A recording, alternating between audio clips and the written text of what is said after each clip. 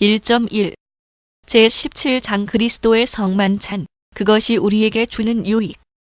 1.2 주의 만찬은 빵과 포도주를 표징으로 삼아 영적 양식을 제공한다. 1에 3 1.3 1. 표징과 본체. 하나님께서는 우리를 자신의 가족으로 받아들이시고 종이 아닌 아들로 여기셨다. 그러므로 하나님께서는 자녀의 일을 걱정하시는 가장 훌륭한 아버지로서 의무를 다하기 위해 우리를 평생 먹여주신다. 또 그것만으로 만족하시지 않고 이 계속되는 너그러움을 우리가 확신할 수 있도록 담보물을 주셨다. 즉, 독생자의 손을 거쳐 그의 교회에 행한 성의 영적 잔치를 주시고 이 잔치에서 그리스도께서 자신이 생명을 주는 떡임을 확증하시며 이 떡을 우리의 영혼이 먹음으로써 진정하고 복된 영생을 얻게 하신 것이다. 요 6:51이 숭고한 신비를 아는 것은 매우 필요하며 이 신비는 아주 위대한 것이므로 우리는 주도 면밀하게 설명을 해야 한다. 그뿐 아니라 사탄은 이 한량없는 보화를 교회에서 빼앗으려고 오래전부터 검은 구름을 퍼뜨렸으며 그 후에 이 광명을 덮어버리기 위해서 논쟁과 충돌을 일으킴으로써 단순한 사람들의 마음을 어지럽게 하여 이 거룩한 음식을 맛보지 못하게 했다. 그리고 현대에 들어서도 똑같은 술책을 사용했다. 그러므로 나는 우선 문제를 무지한 사람들도 이해할 수 있도록 요약한 다음에 사탄이 세상을 함정에 빠뜨리기 위해서 사용한 어려운 문제들을 해결하겠다. 첫째, 표징은 떡과 포도주다. 이 표징들은 우리가 그리스도의 살과 피에서 반은 보이지 않는 양식을 상징한다. 하나님께서는 세례에서 우리를 중생시키신 후에 교회라는 그의 공동체에 접붙이시며 택함을 받은 그의 권속으로 만드신다. 그와 같이 자신의 말씀으로 우리를 낳으셔서 생명을 가지게 하시고 우리의 그 생명을 유지하고 보존하시기 위해서 끊임없이 양식을 주심으로써 지혜 있는 가장의 책임을 다하신다. 그런데 우리 영혼의 유일한 양식은 그리스도시다. 그러므로 하늘 아버지께서는 우리를 그리스도에게로 초대하셔서 우리가 그에게 참여함으로써 힘을 회복하며 하늘 영생에 도달할 때까지 몇 번이고 기운을 얻도록 하신다. 그러나 그리스도와 신자가 은밀하게 연합된다는 이 신비는 본래 이해할 수 없는 것이므로 우리의 적은 능력에 가장 적당한 보이는 표징으로 그 신비의 형상을 보여주신다. 참으로 담보물과 표를 주심으로써 우리가 마치 눈으로 보는 것 같이 확실하게 알게 하신다. 이 잘 알 수 있는 비교는 아무리 미련한 마음이라도 뚫고 들어갈 수가 있다. 즉, 떡과 포도주가 육신의 생명을 유지하는 것과 같이 영혼은 그리스도에게서 양식을 받는다. 이제 우리는 이 신비스러운 복의 목적을 알 수 있다. 곧 주의 몸이 이미 우리를 위한 희생 제물이 되면서 우리는 지금 먹을 수 있으며 먹음으로써 우리는 그 독특한 희생의 역사를 우리 속에서 느끼고 또 우리의 영구적인 음료가 되기 위해서 주의 피가 이미 우리를 위해서 흘려졌다는 이 사실을 우리에게 확인시키시려는 것이다. 거기에 첨가된 약속의 말씀도 이 뜻을 알린다. 가라사대 받아 먹으라, 이것이 내 몸이니라. 고전 11시 24분, 마 26:26, 막 14시 22분, 녹 22시 19분 참조. 그러므로 우리는 우리의 구원을 위해서 이미 희생된 그 몸을 받아 먹으라는 명령을 받는다. 명령의 의도는 우리 자신이 그 몸을 먹는 것을 인해 생명을 주는 그리스도의 죽음의 힘이 우리 안에 효력을 나타내리란 것을 확실하게 판단하게 하시려는 것이다. 따라서 그는 자들의 피로 세우는 새 언약이라고 부르신다. 녹 22시 20분, 고전 11시 25분, 이것은 우리가 맛보도록 그 거룩한 피를 우리에게 제공하실 때마다 그 피가 우리의 믿음을 강화하는 한 그가 이미 자신의 피를 흘려 확인하신 그 언약을 얼마간 새롭게 하시고 또 존속시키시기 때문이다. 1.4 2. 성만찬의 특별한 결실은 그리스도와의 연합이다. 경건한 영혼들은 이 성례에서 큰 확신과 기쁨을 얻을 수 있다. 거기서 그들은 우리가 그리스도와 한 몸이 되어 그의 것은 모두 우리의 것이라고 부를 수 있다는 증거를 얻는다. 그 결과 우리는 그가 상속하신 영생이 우리의 것이라는 확신을 감히 가질 수 있다. 또 그가 이미 들어가신 천국은 그에게서 분리할 수 없는 것과 같이 우리에게서도 분리할 수 없으며 그가 우리의 죄를 마치 자신의 죄인 양치시고 우리에게서 그 책임을 면제해 주셨으므로 우리는 우리의 죄 때문에 정죄받을 수 없다는 것을 감히 확신할 수 있다. 이것은 그리스도의 한량없는 인애로 말미암은 놀라운 교환이다. 즉 우리와 함께 인자가 되심으로써 우리가 그와 함께 하나님의 아들들이 되게 하셨고 자신이 땅에 내려오심으로써 우리가 하늘로 올라갈 길을 준비하셨으며 우리의 죽을 생명을 가지심으로써 우리에게 그의 영생을 주셨고 우리의 무력함을 받으시고 그의 힘으로 우리를 강하게 하셨으며 우리의 빈곤을 받으시고 그의 풍부하심을 우리에게 넘겨주셨고 또 우리를 억압하던 우리의 죄의 짐을 스스로 지시고 그의 의를 우리에게 입혀주셨다. 1.5. 3. 그리스도의 영적 임재. 우리는 이 섭리에서 모든 일에 대한 완전한 증거를 가지고 있으므로 그리스도께서 친히 우리의 목전에 계시며 우리 손으로 만질 수 있는 것 같이 생각해야 한다. 주의 말씀은 거짓이 없으며 우리를 속일 수 없기 때문이다. 받아 먹으라. 그리고 마셔라.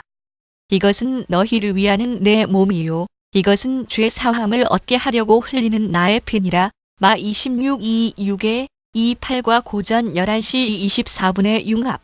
막 14시 22분, -24, 녹 22시 19분, -20 받으라고 명령하심으로써 그것이 우리 것임을 알리며 먹으라고 명령하심으로써 우리와 일체가 됨을 알리고 우리를 위해서 그의 몸을 주시며 피를 흘리신다고 엄히 말씀하심으로써 그 두 가지가 그의 것이라기보다는 우리의 것이라고 가르친다. 몸과 피를 취하셨다가 다시 내놓으신 것은 그 자신의 이익을 위해서가 아니라 우리의 구원을 위해서 하신 일이기 때문이다. 참으로 우리는 이 성례의 강한 힘이 그 힘의 거의 전부가 너희를 위하는 또 너희를 위하여 흘리는 이라는 말씀에 있다는 것을 신중하게 관찰해야 한다. 주의 몸과 피를 우리의 구속과 구원을 위해서 주시지 않았다면 지금 그 몸과 피를 분배할지라도 우리에게 큰 유익이 없을 것이다. 그러므로 떡과 포도주로 주의 몸과 피를 상징하게 하셔서 그것이 우리 것일 뿐만 아니라 우리의 영적 생명을 위한 양식으로 예정되었다는 것을 우리로 하여금 깨닫게 하셨다. 그래서 이미 말한 바와 같이 일종의 유추에 의해서 우리는 우리 앞에 놓인 물질적인 것으로부터 영적인 것으로 인도된다. 그리스도의 몸의 상징으로서 떡을 받을 때 우리는 곧 비교되는 점을 깨달아야 한다. 곧 떡이 우리의 신체에 영양과 생명을 주어 신체를 유지하는 것과 같이 그리스도의 몸은 우리의 영혼에 힘과 생명을 주는 유일한 양식이라는 것이다. 피의 상징으로서 포도주가 제시되는 것을 볼 때에 우리는 포도주가 신체에 주는 유익을 생각하고 그리스도의 피가 우리에게 비슷한 영적 유익을 준다는 것을 깨달아야 한다. 즉, 영양을 주며 유쾌하게 하고 힘을 주며 기쁘게 하는 것이다. 저 가장 거룩하신 몸을 주시며 피를 흘리신 사실에서 우리가 얼마나 귀중한 것을 받는가를 잘 생각한다면 떡과 포도주의 여러 가지 성질은 유추해서 그것을 우리가 받을 때에 얻는 일들을 표현하기에 가장 적합하다는 것을 우리는 분명히 깨닫게 될 것이다. 1.6. 우리가 그리스도의 살을 먹을 때에 성만찬으로 말미암아 보장된 약속. 이것은 설명하기보다는 오히려 느끼는 신비이다. 4의 7. 1.7. 4. 성만찬이 주는 약속의 의미. 그러므로 성리에서는 더 이상의 생각이 없이 단순히 그리스도의 몸을 우리에게 주는 것이 그 가장 중요한 기능은 아니다. 오히려 그의 살은 참된 양식이요 그의 피는 참된 음료며 요 6:55 그것을 먹는 우리는 영생을 얻을 것이라고 요 6:54 선언하신 그 약속을 확인하는 것이 성찬의 가장 중요한 기능이다. 그리스도께서는 자기를 생명의 떡이라고 선언하시면서 그 떡을 먹는 자는 영원히 살리라고 하신다. 요 6:48, 50 약속을 확인하기 위해서 성찬은 우리를 그리스도의 십자가로 보낸다. 십자가에서 그 약속이 실천되며 모든 점에서 성취되었다. 그리스도께서 십자가에 못 박히시지 않는다면, 즉 우리가 그의 죽으심의 효력을 산 체험으로 이해하지 않는다면 우리는 그리스도를 올바르게 또 구원에 이르도록 먹는 것이 아니다. 자기를 생명의 떡이라고 부르실 때에 어떤 사람들이 그리스도께서는 이름을 성리에서 빌려오신 것이라고 해석하는 것은 잘못이다. 오히려 하나님께서 그리스도를 우리에게 영생의 양식으로 주셨고 그리스도께서도 자신을 그렇게 나타내셨다. 즉 그리스도께서 우리 인간의 죽을 성질을 공유하게 되심으로써 그의 신적인 영생을 우리에게 나눠주실 때 또 자신을 제물로 바치심으로써 우리가 받을 저주를 자기가 받으시고 자신의 축복으로 우리를 가득하게 하실 때 스스로 죽으심으로써 죽음을 삼켜 없애실 때 배전 3:22, 고전 15시 54분 참조 그리고 부활하셔서 그가 입으셨던 우리의 이 썩을 육을 영광과 썩지 않음으로 입히실 때에 고전 15시 53분 -54 참조 그는 자신이 우리의 생명의 양식이심을 나타내셨던 것이다. 1.8 5. 믿음으로 참회자가 되는 법. 이 모든 일을 우리에게 적용해야 한다. 그것은 복음에 의해서 할 수 있으나 성찬을 통하여 더욱 분명하게 할 수 있다. 성찬에서 그리스도께서는 그 자신과 그의 모든 복을 우리에게 주시고 우리는 믿음으로 그를 받는다. 그러므로 성례는 그리스도께서 처음으로 우리의 생명의 떡이 되시게 하는 것이 아니라 그가 우리의 생명의 떡이 되셨다는 것을 생각나게 하며 우리가 떡을 끊임없이 먹을 때에 맛과 향기를 느끼게 하고 그 떡의 힘을 느끼게 만든다. 성찬은 그리스도께서 행하신 일과 받으신 고난이 모두 우리를 살리기 위하신 것이라는 확신을 우리에게 주며 우리는 일생 동안 끊임없이 이 떡에 의해서 자라고 힘을 얻고 보존됨으로 살리는 일이 영원하다는 확신도 주기 때문이다. 만일 그리스도께서 우리를 위해서 나셨다가 죽지 않으시고 또 우리를 위해서 부활하시지 않았다면 그는 우리를 위한 생명의 떡이 아니실 것이다. 그의 탄생과 죽음과 부활의 효력과 결과가 영원불멸한 것이 아니라면 그가 지금 우리를 위해서 생명의 떡이 되실 수도 없을 것이다. 모든 문제를 그리스도께서는 아름답게 표현하셨다. 나의 줄 떡은 곧 세상의 생명을 위한 내 살이로다. 요 6:51 물론 이 말씀의 뜻은 그의 몸이 우리의 영혼을 위한 영적 생명의 양식이 될 것이라는 말이다. 우리의 구원을 위해서 그의 몸은 죽음을 당하시기 때문이었다. 더구나 그의 몸을 우리에게 주어 먹게 하셔 우리로 하여금 믿음으로 그에게 참여하는 자가 되게 하신다는 뜻이기도 하다. 그러므로 과거에 그가 세상을 구속하시기 위해서 몸을 버려 십자가에 달리셨을 때에 그의 몸을 떡으로서 주셨다.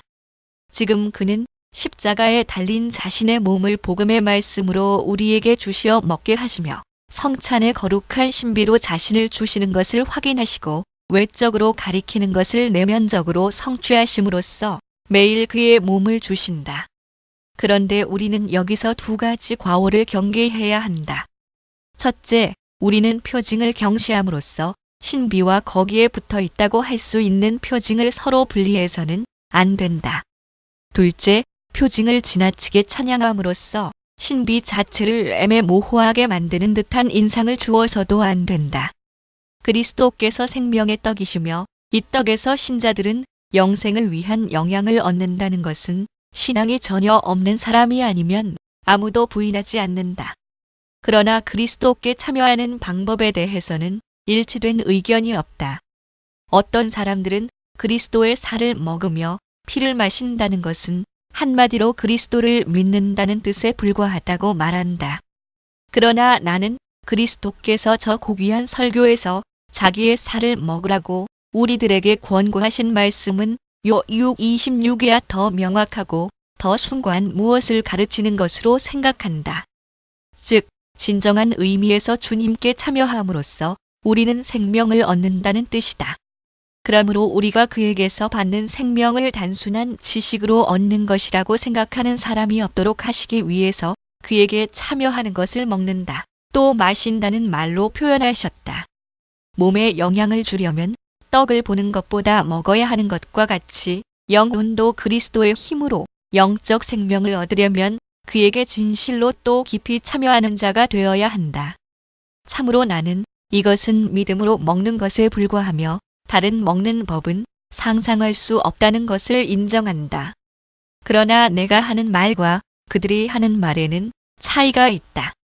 즉, 그들에게는 먹는다는 것이 믿는다는 것뿐이지만 나는 그리스도의 살은 믿음에 의해 우리의 살이 되기 때문에 우리는 믿음으로 그의 살을 먹으며 이렇게 먹는 것은 믿음의 결과라고 말한다. 더 분명하게 말하라고 한다면 그들에게는 먹음이 곧 믿음이요, 나에게는 먹음이 믿음의 결과라고 생각한다. 이것은 말로는 사소한 차이지만 본질적으로는 그렇지 않다. 사도는 믿음으로 말미암아 그리스도께서 너희 마음에 계시게 하라고 가르치지만 F3:17 아무도 그리스도께서 마음속에 계시는 것을 믿음이라고 해석하지 않고 모두가 사도의 말을 믿음에 현저한 결과를 설명하는 것이라고 느낀다. 믿음에 의해서 신자들의 마음속에 그리스도가 계시게 되기 때문이다. 그래서 주께서는 자기를 생명의 떡이라고 부르심으로써 요 6:48 구원은 그의 죽음과 부활을 믿는 믿음에 의존할 뿐 아니라 떡을 먹으면 몸에 생기를 주는 것과 같이 참으로 그를 먹음으로써 그의 생명이 우리 속에 옮겨져서 우리의 생명이 된다는 것을 가르치려고 하셨다. 1.9 6. 이 일에 관한 어거스틴과 크리소스톰의 생각. 그리고 그들이 수호자로 여겨서 인용하는 어거스틴은 우리가 믿음으로 먹는다고 했을 때의 먹음은 믿음으로 하는 것이지 입으로 하는 것이 아니라는 것을 보여주려고 했을 뿐이라고 한다. 나도 이 점을 부인하지 않는다. 그러나 동시에 나는 우리는 믿음에 의해서 그리스도를 널리 나타나신 분으로서 영접하는 것이 아니라 우리를 그와 결합시켜 그는 우리의 머리가 되시며 우리는 그의 지체가 되게 하시는 분으로서 받아들인다고 첨부한다. 나는 저 표현을 전적으로 물리치지 않고 그리스도의 살을 먹는다는 뜻을 정의할 때 그것이 완전한 해석이라고 하는 것을 부정할 뿐이다. 나는 다른 곳에서 어거스틴이 이 표현을 자주 사용한 것을 본다. 예컨대 그는 기독교 교리에 대하여 안 크리스천 독트린라는 책의 제3편에서 말한다. 인자의 살을 먹지 아니하고라는 어구는 요 6:53 하나의 비유이다. 즉, 우리는 주의 순환에 참여하며 그의 살이 우리를 위해서 십자가에 못 박혀 상했다는 사실을 고맙고 감사하는 마음으로 우리의 기억 속에 간직해 두어야 한다는 것을 가르친다. 또 베드로의 설교로 회개한 3,000명은 행 2:41 그들이 잔인하게 흘린 그리스도의 피를 믿음으로 마셨다고 말한다. 그러나 아주 많은 다른 구절들에서는 믿음의 유익을 칭송하며 우리의 몸이 떡을 먹고 기운을 얻는 것과 같이 우리의 영혼은 믿음에 의해서 그리스도의 살을 먹음으로써 기운을 얻는다고 한다. 크리소스톰도 같은 뜻으로 말한다. 그리스도께서는 믿음에 의해서만 아니라 그의 몸 자체에 의해서 우리를 그의 몸으로 만드신다고 하였다. 그의 말은 이런 선은 믿음 이외에 근원에서 얻게 되는 것이 아니라는 것을 의미한다.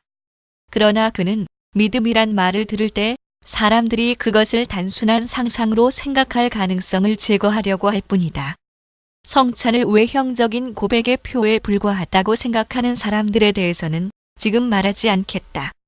성례를 총괄적으로 다룰 때 이미 그들의 과오를 충분히 논박한 것으로 생각한다. 다만 독자들은 잔을 피로 세우는 언약이라고 부르실 때에 룩 22시 20분 믿음을 강화하는 데 도움이 되는 약속이 표현된다는 점을 이해하기를 바란다. 이 약속을 보더라도 우리가 하나님을 우러러보며 하나님께서 제시하시는 것을 받지 않는다면 그것은 성찬을 바르게 받는 것이 아니라는 결론이 나온다. 1.10 7. 생각과 말로 다 묘사할 수 없다. 더욱이 어떤 사람들은 우리가 그리스도와 교제를 가진다는 것을 인정하면서도 그것이 어떤 교제인가를 알리려고 할 때 우리는 성령에 참여할 뿐이라고 하며 살과 피는 말하지 않는다. 나는 이 사람들을 탐탁하게 생각하지 않는다. 이것은 마치 그리스도의 살은 참된 양식이며 피는 참된 음료요. 요 6:55 그의 살을 먹고 피를 마시지 않는 사람에게는 생명이 없다고 요 6:53 한 것과 또 그 밖에 유사한 구절들이 아무 의미도 없다고 하는 것과 같은 생각이다. 그러므로 그리스도와의 완전한 교통이 그들의 좁은 묘사의 범위를 초월하는 것이 확실하다면 나는 우선 그들의 묘사를 간단명료하게 처리하고 그 다음에 그들과 반대로 과도한 생각을 하는 사람들의 과오를 논하겠다. 이 엉터리 박사들은 조잡한 생각으로 먹고 마시는 데 대해서 어리석은 방법을 고안해 내는 동시에 그리스도에게서 그 자신의 살을 벗기고 그를 하나의 환상으로 만들어버린다. 나는 이들과 긴 논쟁을 하게 되겠으나 이것은 이 위대한 신비를 말로 표현할 수 있는 범위 내에서 할 것이며 나의 지성으로는 이 신비를 충분히 이해할 수 없다는 것을 안다. 그러므로 나는 아무도 이 신비의 숭고함을 나의 유치한 척도로 헤아려서는 안 된다는 것을 기꺼이 인정한다. 오히려 나는 독자들이 이 너무도 좁은 범위 내에 정신적 관심을 국한시키지 않고 내가 인도할 수 있는 것보다 훨씬 높이 올라가도록 노력하기를 바란다. 나는 이 문제를 논할 때마다 모든 것을 말하려고 애쓴 후에도 이 문제의 중요성에 비해서 말한 것이 아직도 적다는 것을 느낀다. 나의 지성은 나의 혀가 표현할 수 있는 범위를 넘어서 생각할 수 있지만 그 지성조차 문제의 위대성에 정복당하고 압도된다. 그러므로 이 신비 앞에서는 오직 경탄할 수밖에 없으며 지성도 생각을 할 수가 없고 혀도 표현을 할 수가 없다. 비록 그럴지라도 나는 어떻게든지 나의 견해를 요약하겠다. 그것은 바른 견해라고 믿으며 경건한 사람들의 찬성을 얻을 것이라고 확신한다. 1.11 생명을 주는 이 교제는 성령께서 실현시키신다. 8에 10 1.12 8 그리스도께서는 우리의 육신을 거처로 삼으신다. 먼저 우리는 성경을 통하여 그리스도께서는 태초부터 아버지의 말씀, 즉 생명을 주는 말씀이었다는 것을 배운다. 요 11 즉 생명의 원천이었으며 만물은 항상 이 원천에서 살아갈 힘을 얻었다. 그러므로 요한은 그리스도를 생명의 말씀 요 11 혹은 그 안에 생명이 있었다고 기록하여 요 14 그리스도께서 모든 피조물 속에까지 흘러들어 그들에게 호흡하며 살아가는 힘을 불어넣으셨다고 한다. 또 후에 요한은 하나님의 아들이 우리의 육을 입으시고 우리가 눈으로 보며 손으로 만지게 하신 때에만 생명이 나타내신 바 되었다고 첨부한다.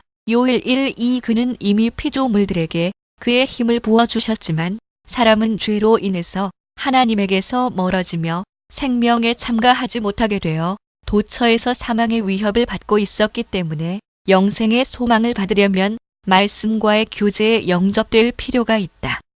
우리와 거리가 먼 하나님의 말씀에 생명이 충만하다고 들을지라도 우리의 안과 밖의 죽음만이 보인다면 우리는 얼마만큼의 확신과 안심을 얻을 수 있겠는가? 그러나 생명의 그 원천이 우리의 육신 안에 거하기 시작할 때 그는 더 이상 우리에게서 멀리 숨어 계시지 않고 우리가 그에게 동참하리란 것을 알려주신다. 그는 또 그가 거처로 삼으신 우리의 육의 생명을 주시며 그에게 참여함으로써 우리도 영생의 양식을 얻게 하신다. 내가 곧 생명의 떡이로다.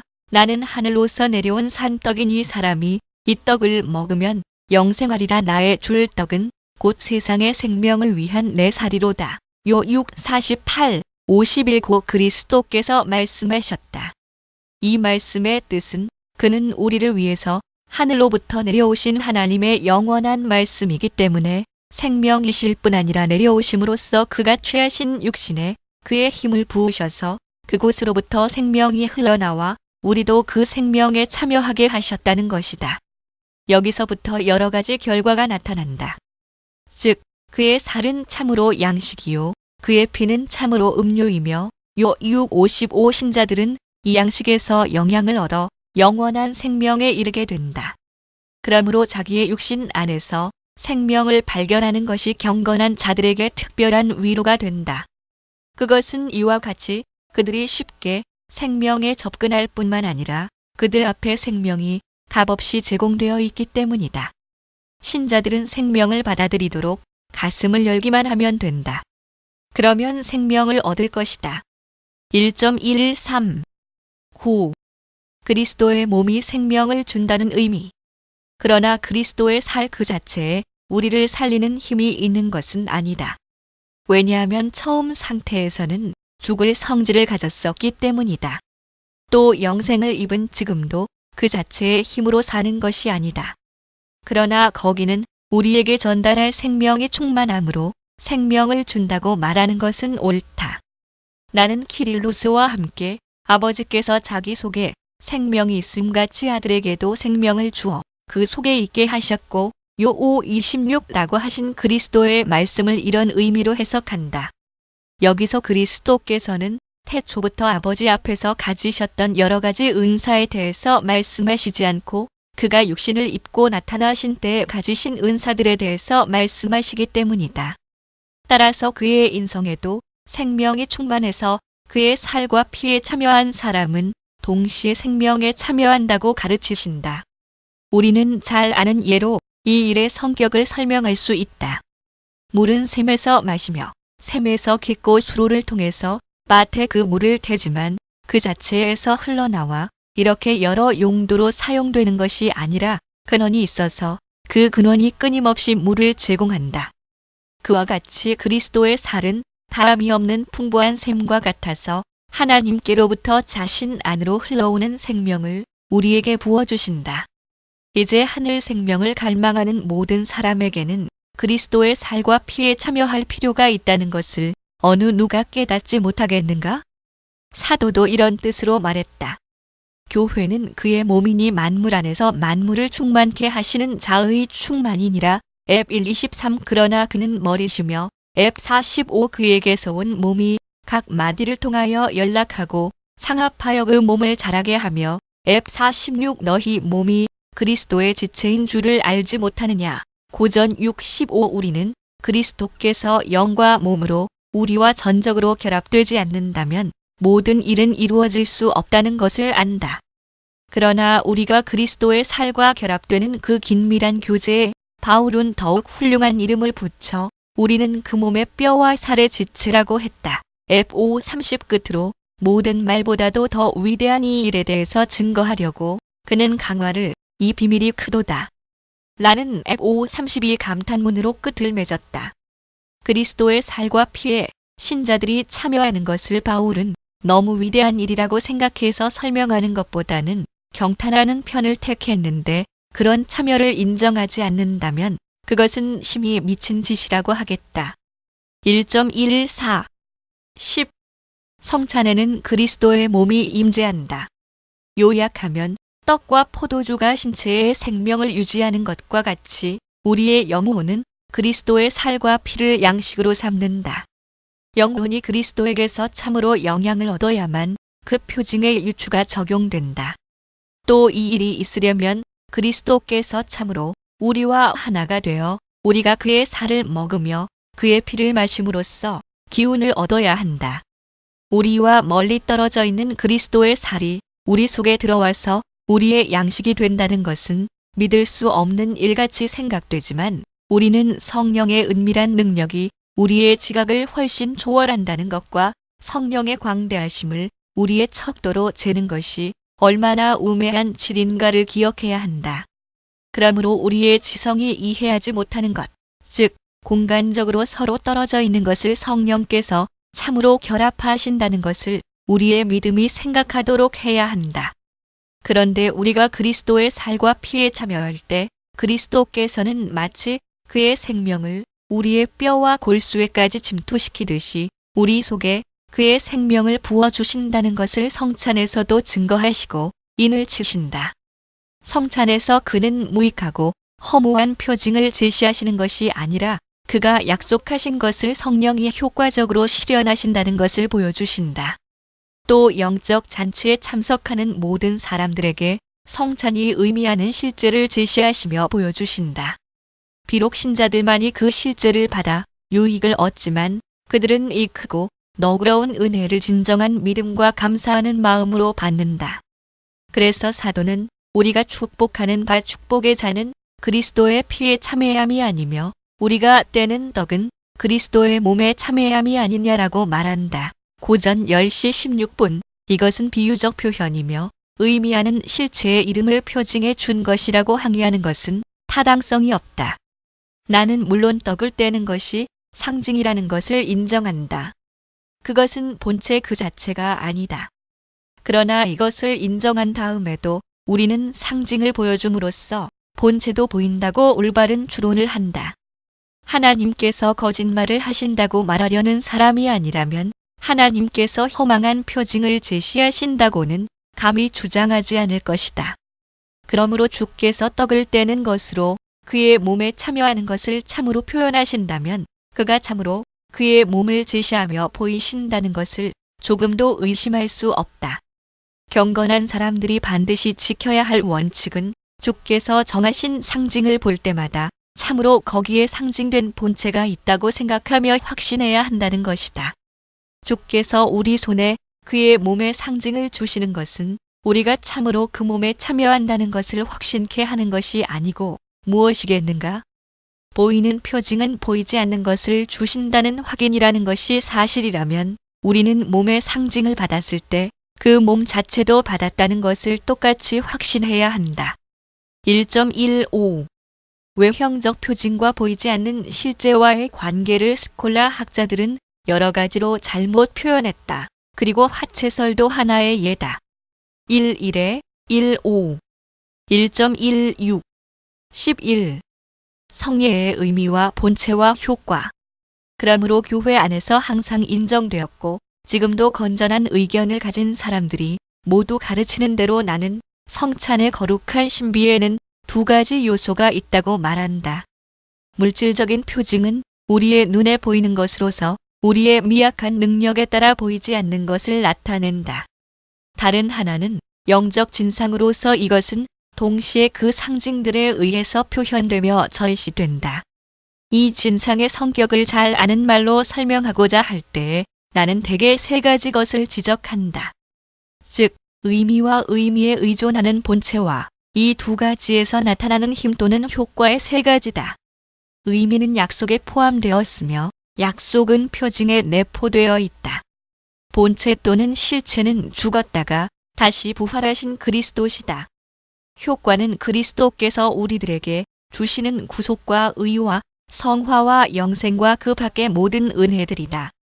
이 모든 것은 믿음과 관련이 있으나 나는 믿음으로 그리스도를 받아들인다고 말하는 것은 오직 이해력과 상상력으로 그리스도를 받아들인다는 뜻이라고 하는 궤변을 인정하지 않는다. 약속이 그리스도를 제시하는 것은 우리로 하여금 외형과 단순한 지식에서 머물라는 것이 아니라 참으로 그에게 참여하며 즐기라는 것이다.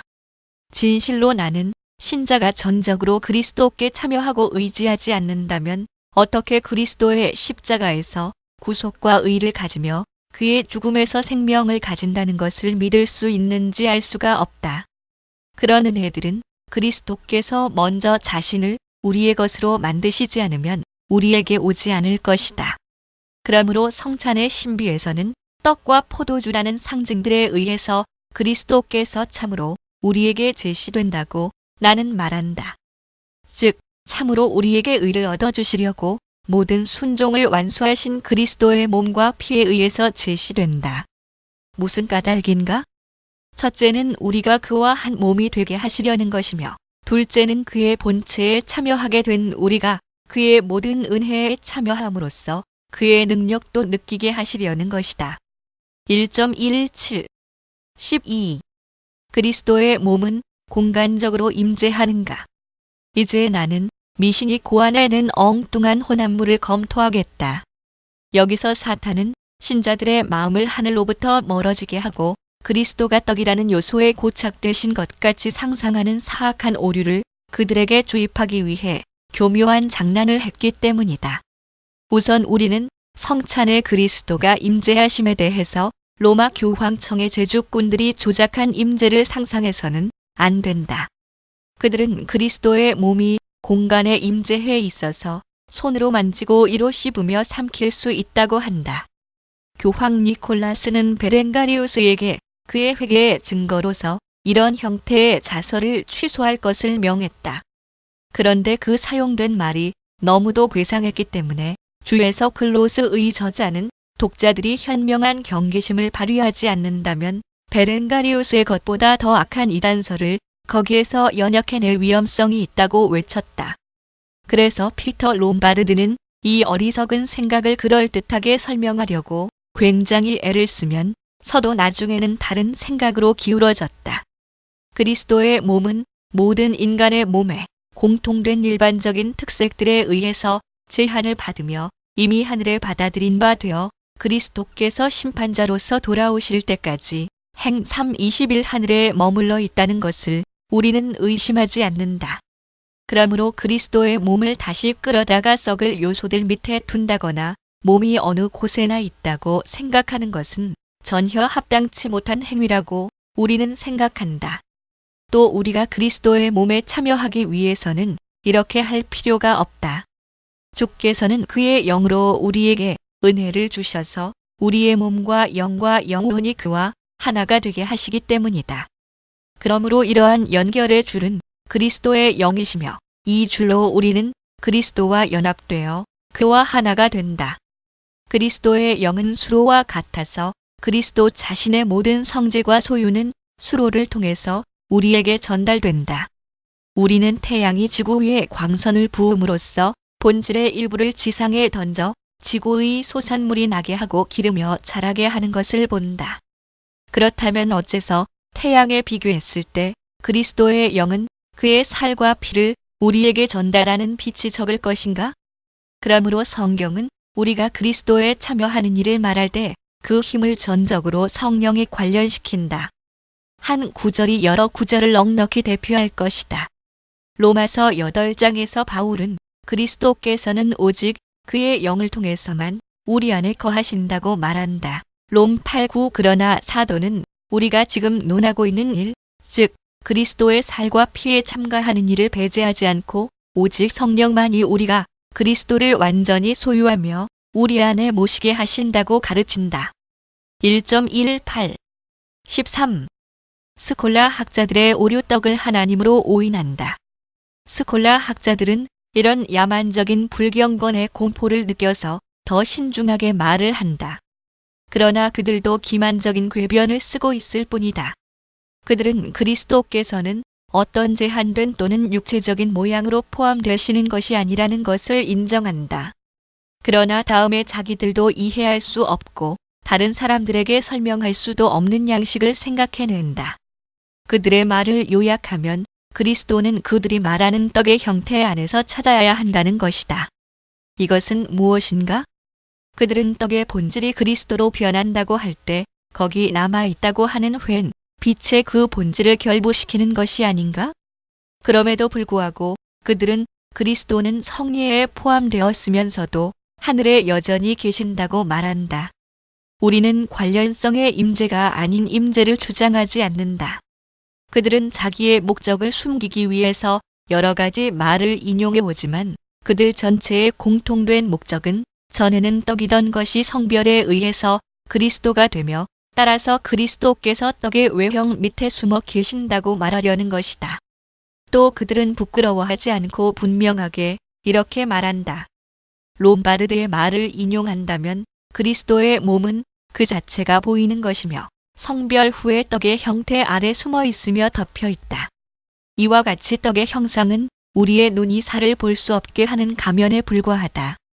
그들이 이런 말로 어떤 함정을 파려고 하는가를 찾아내기 위해서는 많은 추측을 할 필요가 없다. 사태 자체가 분명하게 알려준다. 과거 수백 년 동안 일반 사람들뿐만 아니라 지도자들까지 얼마나 큰 미신에 붙잡혀 있었는가 하는 것과 지금도 교황 제도 하의 교회 지도자들이 미신에 잡혀 있다는 것을 우리는 알 수 있다. 우리를 그리스도와 교제하게 하고 그리스도에 붙어 있게 하는 유일한 방법은 오직 진정한 믿음인데도 그들은 거기에 대해서 관심이 없다. 그들은 하나님의 말씀을 떠나 그리스도의 물질적인 임재를 조작하고 그런 임재만 있으면 충분하다고 생각한다.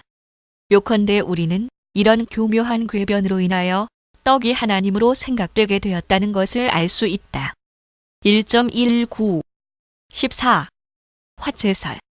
여기에서 저가공적인 화채설이 생겼고 그들은 지금 다른 신조보다 이 사상을 위해서 더욱 맹렬하게 싸운다. 이 공간적 임재를 처음으로 조작한 사람들은 그리스도의 몸이 떡의 본질과 혼합함으로써 생겨나는 여러 가지 불합리를 설명할 수가 없었다. 그러므로 떡이 몸으로 변한다는 허구로 도망할 수밖에 없었다.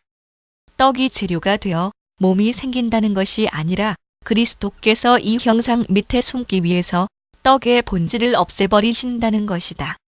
그러나 그들이 성경뿐만 아니라 고대 교회의 일치한 의견까지 멸시하고 저 괴물을 나타낼 정도로 무지하고 우매했다는 것은 놀라운 일이다.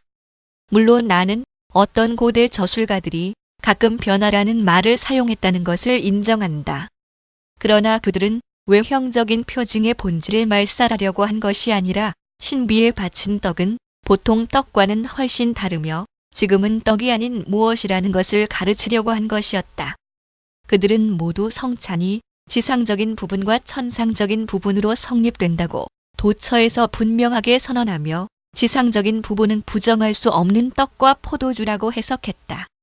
우리의 논적들이 무엇이라고 하든지 그들의 교리를 확인하기 위한 지지를 고대에서 얻을 수 없다는 것은 분명하다. 그들은 자주 하나님의 명백한 말씀에 반대하기 위해서 고대를 내세운다. 화채설이 대두된 것은 그다지 오래지 않다. 더욱 순수한 교리가 아직 강성하던 더 좋은 시대뿐만 아니라 순수성이 다소 부패했던 시대에도 화채설은 알려지지 않았다. 성찬의 거룩한 상징들이 떡과 포도주란 것을 분명한 말로 인정하지 않는 고대 저술가는 한 사람도 없다. 이미 말한 바와 같이 그들은 신비의 위엄을 높이기 위해서 간혹 여러 가지 칭호로 그 떡과 포도주를 구별한다. 성별할 때 비밀한 변화가 생겨서 이제는 떡과 포도주가 아닌 무엇이라고 그들이 말한다는 것은 내가 방금 말한 바와 같다. 그러나 그렇다고 해서 그들은 물질적인 요소들이 없어졌다는 뜻으로 말하지 않고 이제 그 요소들은 단순히 배에 들여보내기 위한 보통 음식과는 종류가 다른 것으로 생각해야 된다는 뜻으로 말한다. 요소들에서 영혼을 위한 영적 양식과 음료가 제시되기 때문이라는 것이다. 우리는 이것을 부인하지 않는다. 그들은 변화가 있다면 한 가지 물건이 다른 물건이 되어야만 한다고 말한다. 전과 다른 것이 된다는 뜻이라면 나는 그들에게 동의한다. 만일 그들의 상상에 일치시키려는 것이라면 나는 세례에서는 어떤 변화를 느끼는지를 문의할 것이다. 이는 교부들도 여기서 놀라운 변화가 생긴다고 주장하기 때문이다. 그들은 썩을 요소에서 영혼을 영적으로 씻는 일이 생긴다고 말하면서도 물이 그대로 있다는 것을 아무도 부인하지 않는다. 그러나 우리의 논적들은 주의 만찬에서 이것은 내 몸이라 마 26고 하신 것과 같은 일이 세례에는 없다고 말한다. 그러나 문제는 뜻이 분명한 말씀에 있는 것이 아니라 변화라는 말에 있는데 이 변화라는 말의 뜻은 성찬에서나 세례에서나 다름이 없다. 그러므로 궤변으로 자기의 공허함만 나타내는 자들은 물러가도록 하라. 그러나 성찬에서 표현되는 진상에 대한 살아있는 형상이 죄적인 표징에 없다면 성찬의 의미는 부적당할 것이다. 그리스도의 의도는 자기의 살이 양식이 된다는 것을 외형적인 상징으로 증거하시려는 것이었다. 만일 그가 진정한 떡이 아닌 떡의 빈 외형만을 내주셨다면 우리를 보이는 것으로부터 보이지 않는 것으로 인도하기 위해서 필요한 유추 또는 비교는 어디에 있는가? 엄밀하게 말해서 의미는 우리가 그리스도의 살의 형태를 먹는다는 것에 지나지 않는다. 예컨대 세례에서 물의 형상이 우리를 속인다면 우리는 씻긴다는 확실한 보증을 가질 수 없을 것이다. 참으로 그런 거짓된 외형은 우리를 주저하게 만들 것이다. 그러므로 의미를 표시하는 방법에 있어서 지상의 표징이 하늘의 것과 동일하지 않으면 성리의 본질은 말살된다. 따라서 만일 진정한 떡이 그리스도의 진정한 몸을 대표하는 것이 아니라면 신비의 진리는 우리에게서 소멸된다. 다시금 나는 반복한다. 성찬은 요한복음 6장에 있는 약속, 즉 그리스도는 하늘에서 내려온 생명의 떡이라고 하신 약속 요 6:51의 볼 수 있는 증거에 불과하므로 보이는 떡은 영적인 떡을 나타내는 중개물의 직책을 해야 한다. 그렇지 않을 경우 우리는 하나님께서 우리의 연약함을 도우려고 주시는 모든 은혜를 잊어버릴 각오를 해야 할 것이다. 만일 떡의 외형만 있고 떡의 진정한 본성은 남아있지 않는다면 바울은 왜 우리가 모두 한 떡에 참여하는 한 떡과 한 몸이라고 주론했는가? 고전 10시 17분 1.20 15 화채설의 근거와 이론. 그들이 먼저 오류에 미혹되지만 않았더라면 사탄의 관계에 속는 추태를 부리지 않았을 것이다. 그들의 오류는 그리스도의 몸이 떡 속에 쌓여 사람의 입으로부터 위로 옮겨진다는 것이다. 이런 유치한 공상을 하게 된 데에는 원인이 있었는데, 즉 그들 사이에서는 성별은 요술의 주문과 다름이 없었다는 것이다. 그러나 말씀을 받는 사람들에게 대해서만 떡이 성물이 된다는 원칙을 그들은 깨닫지 못했다. 이것은 마치 세례물은 그 자체가 변하는 것이 아니라 약속의 말씀이 첨가될 때에 즉시 우리를 위해서 전과 다른 것으로 되기 시작하는 것과 같다. 비슷한 다른 성물의 예를 보면 이 점이 더 명백하게 나타날 것이다. 광야의 반석에서 솟아난 물은 출 17:6 성찬의 포도주가 우리에게 표시하는 것과 같은 것을 조상들에게 표시하는 표이며 표징이었다. 이것은 바울이 그들은 같은 신령한 음료를 마셨다고 가르치기 때문이다. 고전 14 그리고 그곳은 짐을 나르는 짐승들과 가축도 물을 마시는 곳이었다. 예를 통해서 지상적인 요소들을 영적으로 사용할 때 사람과의 관계에서만 그 요소들의 변화가 생긴다는 것을 쉽게 추론할 수 있다. 사람들에게는 그 요소들이 약속을 확인하는 인이 되기 때문이다. 그뿐 아니라 내가 자주 반복하는 것과 같이 하나님께서는 적당한 방법으로 우리를 자신에게까지 들어 올리려고 계획하신다. 그러므로 우리를 그리스도에게 오라고 부르기는 하면서도 그리스도가 떡 밑에 숨어 보이시지 않는다고 하는 사람들은 완고한 생각으로 하나님의 계획을 방해하는 악행을 저지르고 있는 것이다. 사람의 마음은 무한한 공간을 뛰어넘어 하늘 저편에 계신 그리스도에게 도달할 수 없다. 그들은 자연이 허락하지 않는 것을 더 유해한 대책으로 시정하려고 한다. 지상에 머물러 있음으로써 그들은 하늘에 계신 그리스도께 접근할 필요가 없다고 생각한다. 그러므로 이런 요구 때문에 그들은 그리스도의 몸을 변화시키지 않을 수 없게 된 것이다. 베르나르도스 시대에 이미 더 조잡한 표현이 사용되었으나 화채설은 아직 인정되지 않았다. 그 이전에는 어느 시대를 보아도 이 신비에서는 영적인 실제가 떡과 포도주에 결합되었다고 모든 사람이 말했다. 용어에 대해서 그들은 날카로운 대답을 하노라고 생각하지만 현재 문제된 경우에 해당하는 것은 전혀 입증하지 못한다. 그들은 모세 지팡이가 뱀으로 변해서 비록 뱀이라는 이름을 받았지만 여전히 전과 같이 지팡이였다고 한다. 출사 2에 4, 70g으로 떡은 새로운 본질이 되지만 오용에 의해서 눈에 나타나 보이는 것으로 부르는 것이며 이것을 합당치 못하다고 할 수도 없다고 한다. 그러나 그들은 저 찬란한 이적과 그들이 조작한 어떤 사람도 볼 수 없는 환상 사이에서 어떤 유사점 또는 근사점을 발견하는가? 마술사들은 술법을 사용하여 자기들도 자연 질서를 초월한 신적 능력으로 피조물을 바꿀 수 있다는 것을 애굽 사람들이 믿게 만들었다. 모세가 나서서 그들의 속임수를 들춰내고 그의 지팡이가 다른 모든 지팡이를 삼키게 함으로써 그 무엇도 당할 수 없는 하나님의 권능이 자기 편에 서 있다는 것을 증명했다. 출 72 그러나 그때의 변화는 눈으로 볼 수 있는 것이었으므로 이미 말한 바와 같이 현재의 경우에는 전혀 해당되지 않는다. 조금 지나서 지팡이는 다시 본래의 형태로 돌아왔다. 출 75 그뿐 아니라 그 일시적인 변화가 본질적으로 생겼는지 혹 그렇지 않은지 알 수 없다. 우리는 또 마술사들의 지팡이를 언급한 것에 유의해야 한다. 예언자는 그것을 뱀이라고 부르지 않는데 그것은 변화가 아닌 것을 변화라고 암시하는 것까지 될 것을 염려해서였다. 마술사들은 보는 사람들의 눈을 속인 데 불과하기 때문이다. 이것과 바울의 말에는 어떤 유사점이 있는가? 예컨대 우리가 떼는 떡 고전 10시 16분, 이 떡을 먹으며 때마다 고전 11시 26분 서로 교제하며 떡을 떼며 행 242 및 기타 유사한 구절들이 있다. 애굽 사람들의 눈이 마술사들의 주문에 속았다는 것은 분명하다.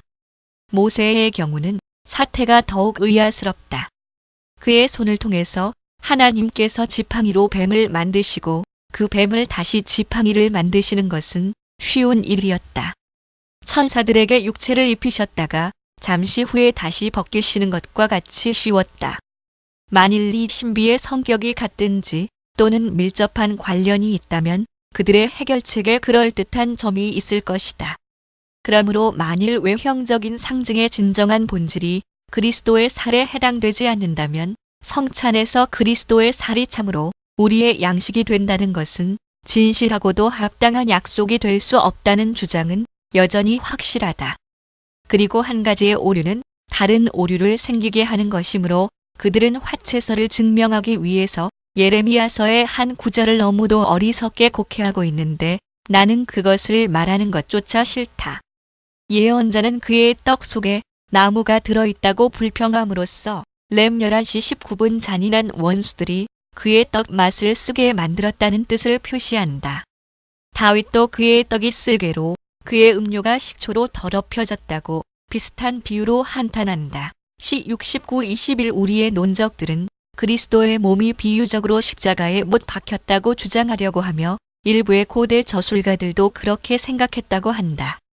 마치 우리는 그들의 무지를 용서하며 수치를 묻어줄 망정 예언자의 참뜻에 반대하는 원수로서 싸움을 계속하도록 함으로써 그들에게 치욕을 더해 주어서는 안 될 것이다. 1.21 몸의 편제설을 편협한 문자적 해석이라고 반대하는 이유와 하늘에 계신 그리스도와의 영적 칭료에 관한 견해를 설명한다. 1.6에 3.1 1.22 16 반대론 다른 사람들은 표징과 표시되는 것과의 사이에 유추가 없으면 신비의 진리는 없어진다는 것을 깨닫고 성찬의 떡은 참으로 지상적인 썩을 요소의 본질이며 그 자체 내에 변화를 일으키지는 않지만 그 밑에 그리스도의 몸이 감추어져 있다고 주장한다. 만일 그들의 말이 진상은 표징에서 분리할 수 없다는 근거로 이 신비에서 떡이 제시될 때 몸도 함께 제시되는 것이라는 뜻이라면 나는 강하게 반대하지 않겠다.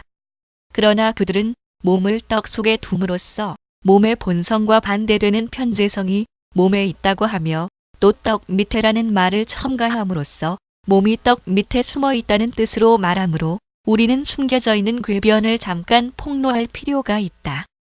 나는 여기서 문제 전체를 정식으로 논하지 않고 다만 적당한 곳에서 곧 하게 될 논의의 기초만을 제공하고자 한다. 그들은 그리스도의 몸을 보이지 않고 무한하며 떡 밑에 숨어 있는 것으로 생각하려고 한다. 그리스도의 몸이 떡 속에 내려오셔야만 몸과 연결될 수 있다고 생각한다. 그러나 그들은 그리스도께서 내려오셔서 우리를 자신에게로 들어 올리는 방법을 이해하지 못한다. 그들은 모든 가능한 색깔로 숨기지만 그들이 하고 싶은 말을 다 한 다음에 분명히 나타내는 것은 그들이 그리스도의 공간적 임재를 고집한다는 것이다. 왜 그렇게 하는가? 그들은 공간적인 결합과 접촉이나 조잡한 형태의 포괄 관계가 아니면 살과 피를 나눈다는 것을 생각할 수 없기 때문이다. 1.23 17 반대론자들의 주장은 그리스도의 진정한 육체적 존재를 부인한다. 한번 경솔하게 생각한 오류를 완강하게 옹호하기 위해서 그들 중에 어떤 사람들은 그리스도의 살이 가진 일이 있는 유일한 부피는 하늘과 땅만큼 크고 넓다고 자랑하는 것을 주저하지 않는다. 그들은 또 말한다. 그리스도께서는 모태에서 아기로 나서 자랐으며 십자가에 달렸다가 무덤 속에 계셨는데 이것은 출생과 사망과 그 밖의 사람으로서의 직책을 다하시기 위해서 일정한 섭리에 따라서 있었던 일이라고 한다. 또 부활하신 후에 그의 평상시의 육체의 모양으로 보이셨으며 행 1, 3, 고전 15시 15분 하늘로 올리우셨고 행 1, 9, 녹 24시 51분, 막 16시 19분 승천 후 마지막으로 스데반과 행 7, 55 바울에게 행 9, 3 보이셨는데 이것도 그가 하늘에서 왕이 되신 것을 사람들이 볼 수 있도록 같은 섭리에 의해서 있었던 일이라고 한다. 이것은 마르기온을 지옥에서 다시 일으키는 것이 아니고 무엇인가? 그리스도의 몸이 이런 상태로 존재한다면 그것은 틀림없이 유령이나 환영이었을 것이다. 어떤 사람들은 더 교묘한 핑계를 사용한다. 성찬에서 주시는 몸은 영광과 불멸의 몸이며 따라서 몸이 여러 곳에서 성찬 밑에 포함되어 있거나 어디에도 없거나 또는 아무 형태도 취하지 않더라도 조금도 불합리하지 않다고 한다. 그러나 나는 묻는다. 그리스도께서 고난 당하시기 전날에 제자들에게 주신 것은 어떤 종류의 몸이었는가? 잠시 후에 내주시려는 죽을 성질의 몸을 주셨다는 것은 그때 하신 말씀이 증거하지 않는가? 그들은 그가 이미 산상에서 새 제자가 볼 수 있도록 자기의 영광을 나타내셨다고 마 17이 말한다. 물론 그렇다. 그러나 광채를 보이신 것은 제자들에게 영생 불사의 맛을 미리 보이시려는 뜻이었다. 또 그들은 거기서 이중의 몸을 보려고 하지 않고 곧바로 새로운 영광으로 장식된 그리스도의 몸을 본다. 그러나 처음 성찬에서 그리스도께서 그의 몸을 분배하셨을 때에는 하나님에게 맞으며 기운이 다해 4:53 나 환자같이 부끄럽게 쓰러질 시간이 임박했었다. 4:53 3참조 그때에는 전혀 부활의 영광을 나타내려고 하시지 않았다. 그리고 만일 그리스도의 몸이 한 곳에서는 죽을 것, 낮은 것으로 보였으나 다른 곳에서는 불멸하는 또 영화된 것으로 생각되었다면 그것은 마르시온에게 큰 창문을 열어주는 것이 아닌가? 만일 그들의 견해가 옳다면 같은 일이 매일 생길 것이다. 이는 그 자체로 볼 수 있는 그리스도의 몸이 떡이라는 상징 밑에 보이지 않게 숨어 있다고 그들은 고백하지 않을 수 없기 때문이다. 그러나 이런 회개한 말들을 하는 사람들은 자기의 수치를 전혀 수치로 생각하지 않고 그들에게 찬성하지 않는다고 해서 건드리지도 않는 우리를 공격하며 무서운 모욕을 가한다. 1.24 18. 우리의 마음을 하늘에 들어 올릴 때의 임재를 인식한다. 만일 그들이 주의 몸과 피를 떡과 포도주에 고착시키고자 한다면 이 둘은 필연적으로 서로 분리될 것이다. 떡은 잔과는 별개로 제시되므로 떡에 붙은 몸은 잔에 있는 피와 나누어질 것이다. 그들은 몸이 떡 속에 있고 피가 잔에 있어서 각각 차지하는 공간에 의해서 떡과 포도주 사이에 거리가 있다고 주장하므로 몸과 피가 서로 떨어지게 된다는 사실을 감출 도리가 없다. 병제에 의해서 피는 몸 안에 있으며 몸은 피 속에 있다고 하는 그들의 상투적인 주장은 전혀 불합리하다. 몸과 피를 포함한 상징들이 서로 다르기 때문이다. 그러나 만일 우리가 눈과 마음을 가진 채 하늘로 들려 올라가서 그리스도 나라의 영광 속에서 그를 찾는다면 상징들이 완전하신 그에게로 우리를 초대하는 것과 같이 우리는 떡이라는 상징 하에 그의 몸을 먹게 되며 포도주라는 상징 하에 그의 피를 따로 마시게 되어 결국에는 그를 완전히 즐길 수 있을 것이다. 그는 비록 그의 살을 우리에게 주시지 않고 몸으로 승천하셨지만 지금은 아버지의 오른편에 앉아 계신다. 즉 아버지의 권능과 존귀와 영광으로 다스리신다. 이 나라는 공간 가운데 위치가 한정되거나 경계로 제한되지 않는다. 그래서 그리스도께서는 하늘에서나 땅에서나 어디서든지 뜻대로 권능을 행사하시며 아무런 방해도 받으시지 않는다. 권능과 힘으로 자신의 임재를 알리시며 자신의 백성 중에 항상 계시고 그들에게 자신의 생명을 불어넣으시며 그들 안에 계시고 마치 육체로 계시듯이 그들을 지탱하고 강화하며 살리며 해를 받지 않게 하신다. 요약하면 자신의 몸으로 자신의 백성을 먹이시며 자신의 영의 힘으로 자신의 몸을 그들에게 나눠주신다. 그리스도의 몸과 피는 이런 모양으로 성찬을 통하여 우리에게 제시되는 것이다. 1.25 19. 성찬에서의 그리스도의 임재를 어떻게 생각할 것인가? 우리는 성찬에 그리스도께서 임재하신다는 것을 확신해야 하지만 그리스도를 떡에 고착시키거나 떡 속에 포함시키거나 어떤 방법으로든지 제한해서는 안 된다. 이렇게 하게 될 경우 분명히 그리스도의 하늘 영광을 감하게 된다. 끝으로 그의 키를 낮게 하거나 여러 조각을 만들어 동시에 여러 곳에 분배하거나 그가 하늘과 땅에 가득한 무한한 부피를 가진 것으로 여겨서는 안 된다. 이런 일들은 분명히 진정한 인성에 배치된다. 우리가 결코 빼앗겨서는 안 되는 두 가지 제한이 있다.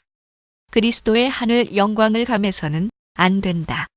그리스도를 끌어내려 세상의 썩을 요소들 밑에 두거나 지상의 피조물에 고착시킨다면 그리스도의 하늘 영광을 감하게 된다. 인성에 합당하지 않은 것을 그리스도의 몸에 돌려서는 안 된다. 그리스도의 몸은 무한하다고 하든지 동시에 여러 곳에 계시다고 한다면 이 둘째 제한을 어기게 된다. 이런 불합리한 생각만 제거한다면 성찬의 거룩한 상징들에 의해서 신자들에게 표시되는 바와 같이 주의 몸과 피를 참으로 또 실질적으로 나눠 가지는 일을 표현할 수 있는 것이라면 나는 무엇이든지 기꺼이 받아들인다. 즉, 신자들은 상상력이나 이해력만으로 받지 않고 다름 아닌 영생을 위한 영향으로서 본체를 즐긴다는 뜻을 표현해야 한다. 사탄의 무서운 마술이 여러 사람의 정신에 창난을 일으키지 않았다면 세상이 견해를 싫어하거나 편견 때문에 변호의 길이 막힐 까닭이 없다. 확실히 우리가 가르치는 것은 모든 점에서 성경과 일치한다. 불합리한 점, 막연한 점, 애매모호한 점이 전혀 없다. 그것은 진정한 경건과 건전한 교훈을 부인하지 않는다. 한마디로 거기에는 거슬리게 하는 것이 전혀 없다.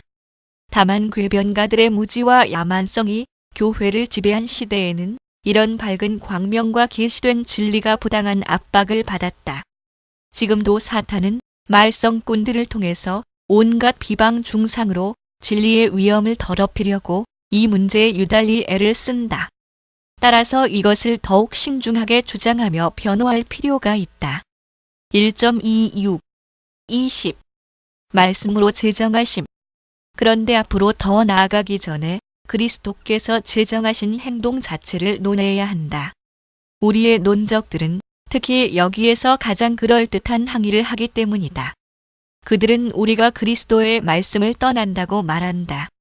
그러므로 그들이 우리에게 씌우는 부당한 오명을 벗기 위해서 먼저 그 말씀부터 해석하는 것이 가장 적당하겠다. 새 복음서 기자와 바울이 기록한 것을 보면 그리스도께서는 떡을 가지사 축사하신 후에 떼어 제자들에게 주시면서 말씀하셨다. 마 26:26, 막 14시 22분, 고전 11시 24분 참조 받아 먹으라. 이것이 내 몸이니라. 마 26:26 너희를 위하는 내 몸이니. 고전 11시 24분 잔에 대해서는 마태복음과 마가복음의 다음과 같은 말씀이 있다.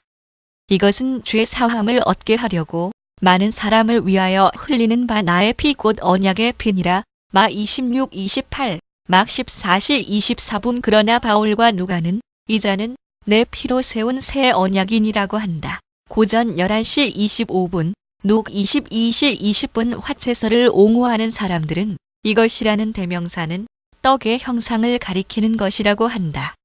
성별은 말씀의 내용 전체에 의해서 이루어지며 이는 대명사가 가리킬 수 있는 본체가 없기 때문이라고 한다. 그러나 그들이 그렇게까지 말에 대해서 양심적이라면 그리스도께서는 제자들에게 주시는 것을 그의 몸이라고 말씀하셨으므로 그들의 허구는 떡이던 것이 지금은 몸이라고 하는 진정한 의미와는 전혀 관계가 없다. 그리스도께서는 손으로 집어 제자들에게 주신 것을 자기의 몸이라고 말씀하신다. 그러나 그는 떡을 집으셨다. 그러므로 그 떡을 아직 보이고 계신다는 것을 누가 깨닫지 못하겠는가? 따라서 떡에 대해서 말씀하신 것을 그 형상에 옮기는 것처럼 불합리한 것이 없다는 것을 누가 깨닫지 못하겠는가? 다른 사람들은 어스테이트 몸이다의 이다라는 말을 본질이 변화된다는 뜻이라고 해석해서 더욱 무리하고 난폭하게 왜곡된 주해로 도망한다. 그러므로 그들이 말씀에 대한 존경심이 있는 채라는 것은 거짓이다. 이달을 다른 것으로 변한다는 뜻이라고 하는 것은 어떤 민족이나 어떤 언어에서도 들은 일이 없는 것이기 때문이다. 성찬에 떡을 남겨두고 떡은 그리스도의 몸이라고 주장하는 사람들은 서로 생각이 매우 다르다. 그들 중에서 온건한 편인 사람들은 이것이 내 몸이니라는 말씀을 문자대로 고수하지만 후에 그 엄격한 태도를 버리고 이 말씀은 그리스도의 몸이 떡과 함께 떡 안에 그리고 떡 밑에 있다는 말과 같다고 한다. 그들이 주장하는 정체에 대해서는 내가 이미 말했고 앞으로도 곧 더 말하게 될 것이다. 지금은 다만 말씀만을 논하려는데 그들은 그 말씀에 의해서 떡은 몸의 표징이므로 떡을 몸이라고 부르는 것은 용인할 수 없다고 말한다. 그러나 만일 그들이 모든 은유를 피한다면 왜 그리스도께서 단순하게 지적하신 말씀에서 그들 자신의 아주 다른 용어로 비약하는가? 떡은 몸이라고 하는 말과 몸은 떡과 함께 있다고 하는 말과는 큰 차이가 있기 때문이다. 그러나 그들은 떡은 몸이라는 단순한 발언은 지지할 수 없다고 생각했다. 따라서 그들의 표현들을 사용함으로써 난관을 벗어나려고 애썼다. 더 대담한 사람들은 올바르게 말한다면 떡은 몸이라고 서슴지 않고 주장함으로써 스스로 문자론자임을 확실하게 증명한다. 그렇다면 떡이 그리스도이며 따라서 하나님이 아니냐고 항의하는 사람이 있다면 그들은 그렇지 않다고 할 것이다. 그리스도의 말씀에는 그런 분명한 표현이 없기 때문이다. 그러나 아무리 부인해도 그들에게 유익이 없을 것이다. 성찬에서는 그리스도의 전체가 제공된다고 모든 사람이 일치한 생각을 하기 때문이다. 그러나 무상하고 썩을 요소에 대해서 그것을 문자 그대로 그리스도라고 선언하는 것은 용인할 수 없는 모독이다. 그런데 나는 그들에게 그리스도는 하나님의 아들이다라고 하는 말과 떡은 그리스도의 몸이다라고 하는 말은 서로 뜻이 같으냐고 묻고자 한다. 다르다고 인정한다면 그들은 싫더라도 그렇다고 인정하지 않을 수 없을 것이다. 어디가 다르다는 것을 대답해야 한다. 그들이 제시하는 이유는 오직 하나뿐일 것이다. 즉, 떡은 성례적인 의미에서 몸이라고 부른다는 것이다. 이것을 보면 그리스도의 말씀은 일반적인 법칙의 지배를 받지 않고 문법으로 검토되어서는 안 된다는 결론이 생긴다. 나는 모든 문자 고수파에게 누가와 바울이 잔을 피로 세운 언약이라고 부를 때 누 22시 20분, 고전 11시 25분 그들은 앞 문장에서 떡을 몸이라고 부를 때와 같은 뜻을 말한 것이 아니냐고 묻고 싶다. 신비의 한 부분에 대해서 품은 존경심을 다른 부분에 대해서도 똑같이 품었기 때문이다. 말이 간단하면 뜻이 막연하고 더 긴 이야기가 뜻을 더 잘 밝힌다. 그러므로 그들이 아무리 자주 한마디 말에서 떡이 몸이라고 주론할지라도 나는 여러 마디 말에서 떡은 몸으로 세우는 언약이라고 적합한 해석을 제시할 것이다. 왜 그런가? 우리는 바울과 누가가 한 것보다 더 충실하고 확실한 해석을 찾을 수 없기 때문이다. 그러나 나는 내가 이미 주장한 그리스도의 몸에 참여하는 일을 조금이라도 감수하고 싶지 않다. 그들이 말에 대해서 맹렬하게 싸우는 미련한 고집을 논박하는 것이 나의 유일한 목적이다. 바울과 누가의 권위에 의해서 나는 떡을 그리스도의 몸이라고 해석한다. 이것은 그의 몸으로 세우는 언약이기 때문이다. 그러나 그들이 이 생각을 공격한다면 그들은 나와 싸우는 것이 아니라 하나님의 영과 싸우는 것이 된다. 그들은 그리스도의 말씀을 경외함으로 분명하게 말씀하신 것을 감히 비유적으로 해석할 수 없노라고 아무리 외칠지라도 그것은 우리가 그들에게 반대하는 이유들을 모두 배제할 수 있는 타당한 구실이 되지 못한다. 동시에 이미 지적한 바와 같이 그리스도의 몸과 피로 세우는 이 언약의 성격을 이해하는 것이 유익하다. 그리스도께서 죽어 희생 제물이 되심으로써 확인된 언약은 우리를 그와 하나가 되게 하는 저 비밀한 교통이 그 언약에 결합되지 않았다면 우리에게 유익을 주지 못했을 것이기 때문이다. 1.27 21. 확고한 말씀의 비유적 해석. 그러므로 이제 우리가 할 일은 상징과 상징이 의미하는 본체와의 유사성으로 인하여 본체의 이름이 비유적으로 상징에 주어졌으나 매우 적절한 유추가 없지 않다는 것을 인정하는 것이다. 나는 풍요와 비유를 말하지 않겠다. 내가 도피처를 찾으며 목전의 문제에서 이탈한다고 비난하는 사람이 있기 때문이다. 나는 이 표현을 일종의 전유라고 말한다. 성경에서는 신비한 일들을 논할 때 보통 전유법을 사용한다. 이렇게 해석하지 않는다면 예컨대 할례는 언약이라 창 17시 13분 어린 양은 여호와의 유월절이라 출 12시 11분 율법의 희생은 속죄라 레 17시 11분 히 9 22와 끝으로 물이 흘러나온 광야의 반석은 출 17 유 그리스도시라 고전 14라는 표현들은 뜻을 옮겨서 말한 것이라고 생각하지 않는다면 이해할 수 없을 것이다. 높은 것에서 낮은 것으로 이름을 옮길 뿐 아니라 보이는 표징의 이름도 표징이 의미하는 것에 붙인다. 예컨대 하나님께서 떨기나무 가운데서 모세에게 나타나셨으며 출 3:2 꾀를 하나님과 하나님의 얼굴이라고 부르고 10:84-8 42:3 비둘기를 성령이라고 마 3:16 부른 것과 같다. 상징은 그 의미하는 것과 본질이 다르지만 후자는 영적이며 하늘의 것이요 전자는 물질적이며 지상적이므로 상징은 성별에 의해서 대표하게 된 그 본체를 상징하는 단순한 빈표일 뿐 아니라 그 본체를 정확하게 나타낸다. 그러므로 그 이름을 본체에 붙이지 못할 이유가 무엇인가? 사람이 창출한 상징들이 목전에 있는 것의 표지라기보다는 상징은 목전에 있는 것을 잘못 표시하는 경우가 많다. 목전에 없는 것들의 형상이면서도 없는 일들의 명칭으로 장식되는 때가 있다. 마찬가지로 하나님께서 제정하신 사물들은 그것들이 항상 명확하고 틀림없이 의미하는 사물들의 이름을 차용하며 이것들의 실제성을 부여한다. 그들은 심히 유사하며 근사하기 때문에 이쪽에서 저쪽으로 옮겨가는 것이 쉽다. 그러므로 우리의 논적들은 우리를 비유파 트라피스츠라고 부르는 등 불쾌한 제담들을 많이 덮어 씌우는 것을 그만둬야 한다. 그들은 우리 성례에 관한 어구들을 성경의 일반 어법에 따라서 설명했다고 해서 그렇게 하지만 성례들은 여러 가지 점에서 서로 일치하는 것과 같이 전유해서 일종의 공통된 근거를 가지고 있다. 따라서 사도가 이스라엘 백성을 위해서 영전 음료가 솟아난 반석을 그리스도였다고 가르치는 것과 같이 고전 14 반석은 보이는 표징이었고 그 밑에 영적 음료가 참으로 있었으나 영적 음료는 눈에 보이지 않았다.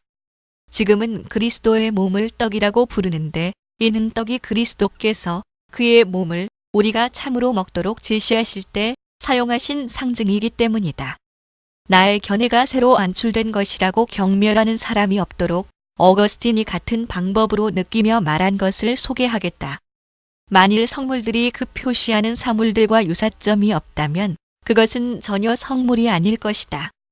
그뿐 아니라 유사점으로 인하여 성물은 자주 실물의 이름을 가지게 된다. 그러므로 그리스도의 몸을 대표하는 성물이 어떤 의미에서는 그리스도의 몸이며 그리스도의 피를 대표하는 성물은 그리스도의 피인 것과 같이 믿음의 성물은 믿음이다. 어거스틴에게는 비슷한 구절이 많지만 일일이 그것을 열거하는 것은 무용한 일일 것이다. 이는 이 한 구절이면 충분하기 때문이다. 다만 독자들은 저 거룩한 분이 에보디우스에게 보낸 서한에서도 동일한 것을 가르쳤다는 것을 알기를 바란다. 그러나 어거스틴이 성리에서 전유가 자주 또 보통으로 사용된다고 단정할 때 성찬에 대해서는 말하지 않는다고 대답하는 것은 경박한 회피다. 이 회피를 인정한다면 일반적인 것에서 특수한 것을 추론할 수 없게 될 것이다. 모든 동물은 움직이는 능력을 받았으므로 소와 말은 움직이는 능력을 받았다고 하는 논법은 타당하지 않을 것이다. 그러나 같은 거룩한 분이 다른 곳에서 한 말이 있으므로 이 이상 더 논의할 필요가 없다. 거기서 그는 그리스도께서 그의 몸에 표징을 주셨을 때 그것을 그의 몸이라고 부르는 것을 서슴지 않으셨다고 한다. 또 어거스틴은 말한다. 그리스도의 내력은 놀랍다. 이는 자기의 몸과 피의 형상을 제정하시고 제자들에게 주시는 잔치의 유다를 부르셨기 때문이다. 1.28 22. 이다라는 말. 그러나 다른 일은 전혀 모르는 고집불통의 사람이 이것은 이다라는 표현을 고집하면서 이 신비는 다른 모든 신비와 다르다고 한다면 거기에 대한 대답은 쉽다. 그들은 이 연결 동사는 강조하는 힘이 있어서 비유적 표현이 될 수 없다고 말한다. 이 점을 그들에게 양보한다고 하더라도 바울이 떡을 그리스도의 몸에 참여함이라고 부르는 곳에도 고전 10시 16분 이 연결 동사가 있다. 그러나 참여는 몸 자체와는 다르다. 참으로 성물들이 고려되는 곳에는 거의 같은 말이 나타난다.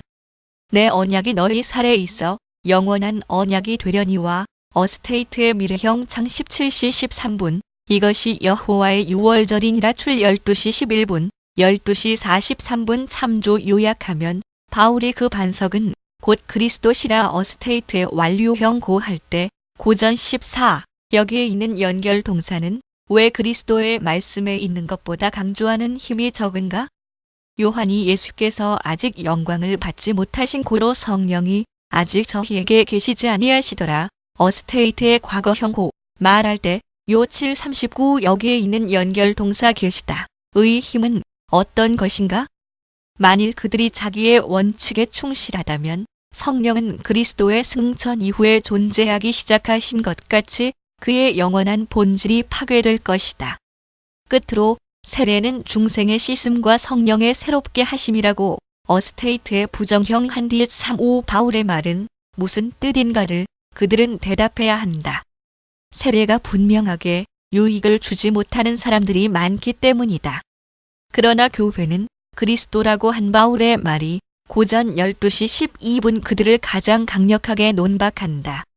그는 사람의 몸과 비교한 다음에 그리스도도 그러하니라고 첨부한다.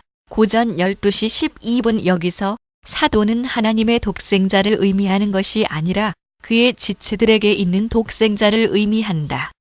이 정도면 내가 말하고자 하는 점이 밝혀졌다고 생각한다. 우리의 원수들은 우리가 그리스도의 말씀을 믿지 않는다고 선전하지만 건전하고 정직한 사람들은 그런 중상을 싫어한다고 말한다. 우리는 결코 그들의 못지않게 그리스도의 말씀에 순종하며 그들보다 더욱 경외하는 마음으로 주의 말씀을 다룬다. 참으로 그들은 그리스도의 말씀이 그들의 완고한 태도를 옹호하는 구실을 주기만 하면 그 말씀의 참뜻에 대해서는 그다지 관심이 없다는 것을 그들의 아니한 확신이 보여준다. 우리가 그리스도의 권위를 얼마나 소중히 여기는가 하는 것은 문제에 대한 우리의 검토를 보면 잘 알 수 있을 것이다. 그리스도께서 거룩한 입술로 말씀하신 것을 우리는 인간적 감각 때문에 믿지 못하는 것이라고 그들은 가증스럽게 교만을 부린다. 그러나 우리에게 대한 비난이 얼마나 편파적인가 하는 것은 대체로 이미 밝혔고 또 앞으로 더 밝히겠다. 그러므로 그리스도께서 말씀하실 때 그 말씀을 믿으며 그리스도께서 무엇을 지시하실 때 즉시 응답하는 데 있어서 우리는 아무런 방해도 받지 않는다. 그리스도의 말씀의 진정한 뜻을 연구하는 것이 주냐 하는 것만이 문제이다. 1.29 23. 순전한 문자적 해석은 불가능하다. 이 선량한 선생님들은 학자임을 나타내기 위해서 문자에서 조금이라도 탈선하는 것을 금지한다. 그러나 성경이 하나님을 용사라고 부를 때에 출 15.3 해석을 하지 않는다면 이 말은 너무도 귀에 거슬리기 때문에 나는 이 말씀을 사람과 비교해서 한 것이라고 믿는다. 참으로 고대의 신인 동형 동성론자 신인 동형 동성론자들이 정통 교부들을 괴롭힌 것도 오직 이 구실 때문이었다. 그들은 예컨대 하나님이 보신다 신 11시 12분 왕상 8:29 욥 7:8 기타 하나님의 귀에 들렸다. 민 11시 18분 3하 22:7 왕하 19시 28분 기타 그의 손을 펴셨다. 4:5:25 23시 11분 렘 1:9 6:12 기타 땅은 그의 발등상이라 4:66:1 마 5:35 행칠 49 고하는 어구들을 열심으로 모았다. 그들은 성경은 하나님에게 몸이 있다고 하는데 사람들이 그 몸을 빼앗는다고 항상 외쳤다. 이 원칙을 인정한다면 한정 없는 야만적인 사상이 믿음의 빛을 덮어버리게 될 것이다. 이 광신자들이 성경의 1.1획을 남기지 않고 들춰내서 무엇이든지 제멋대로 주장하는 것을 허용한다면 그들은 어떤 해괴하고 어리석은 말인들 하지 않을까. 반대론자들은 역경에 있는 제자들을 위해서 특별한 위로를 준비하신 그리스도께서 막연한 말씀이나 수수께끼 같은 말씀을 했을 리가 없다고 항의한다. 그러나 이 항의는 사실상 우리의 주장을 지지한다. 떡은 몸의 상징이므로 떡을 몸이라고 하신 것은 비유라는 것을 제자들이 생각하지 않았다면 그들은 이런 해괴한 일에 반드시 마음이 어지러워졌을 것이다. 요한의 기록을 보면 당시의 제자들은 조금만 난해한 문제에 부딪혀도 당황했다고 한다. 그들은 그리스도께서 어떻게 하나님께로 가시겠느냐고 서로 물으며 어떻게 세상을 떠나실 것이냐는 질문을 제기한다. 하늘 아버지에 대해서 하시는 말씀도 하나님을 보기 전에는 전혀 이해할 수 없다고 한다. 요 14:5에 8, 16시 17분 그렇다면 모든 이성이 거부하는 것 곧 자기들이 보는 곳에 앉아 계신 그리스도께서 동시에 보이지 않는 형태로 떡 밑에 포함되어 있다는 불합리를 어떻게 믿을 수 있겠는가? 그러나 그들은 서슴지 않고 그 떡을 먹음으로써 찬성의 뜻을 표명한다. 이것을 보면 그들은 그리스도의 말씀을 우리와 같은 뜻으로 이해한 것이 분명하다. 표징이 의미하는 것의 이름이 표징에 옮겨진다는 것을, 즉 성물들에는 드물지 않은 이 일을 그들은 생각했기 때문이다. 그러므로 이 일은 우리와 같이 제자들에게도 확실하고 분명한 위로가 되었는데 그것은 수수께끼에 가려진 위로가 아니었다. 사람들이 우리의 해석을 듣고 뒷걸음질 치는 이유는 오직 그들이 마귀의 홀림에 빠져 눈이 어두워지고 그래서 어려운 수수께끼를 생각해냈다는 것이다. 그러나 이 놀라운 비유에 대한 우리의 해석은 분명하다. 그뿐 아니라 만일 우리가 이 어구를 정확하게 고집한다면 그리스도께서 잔과 떡에 대해서 따로따로 말씀하신 것은 모순이었을 것이다.